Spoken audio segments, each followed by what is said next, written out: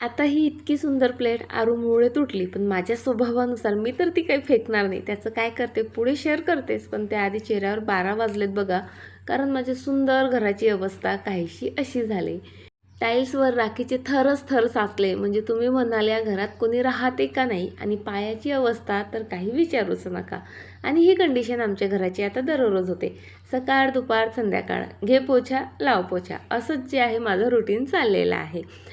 बरं, पोछा लावला, त्यानंतर ह्या वड्या बनवल्यात बघा. त्याला आता 2-3 दिवस ऊन देणं गरजेचं होतं, असं ते उन्हात ठेवल्यात. 1 तासानंतर पुन्हा बघितलं तर बघा माझ्या पायाची कंडिशन काहीशी तशीच होती. पुन्हा पोछा घेतला, पोछा लावला. त्यानंतर माझं मन मला बोललंच नाही, हा किती पोछा लावणार, काहीतरी क्रिएटिव्ह कर.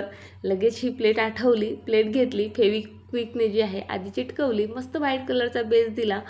त्यानंतर त्यावर पिंक कलरचा बेस दिला. पेन्सिलने पाहिजे तशी डिझाईन काढली. त्यानंतर त्यामध्ये मस्त म्हणजे पिंक, खरं तर आज मी फक्त पिंक कलरसोबत खेळली असं म्हणता येईल. कुठे लाईट पिंक, कुठे डार्क पिंक, कुठे बेबी पिंक, कुठे पर्पल पिंक. पर्पल पिंक असतो का माहीत नाही, पण सर्व पिंक पिंक पिंक केलं. त्यानंतर मस्त गोल्डन कलरचं थोडं शेडिंग केलं, हायलाईट केलं.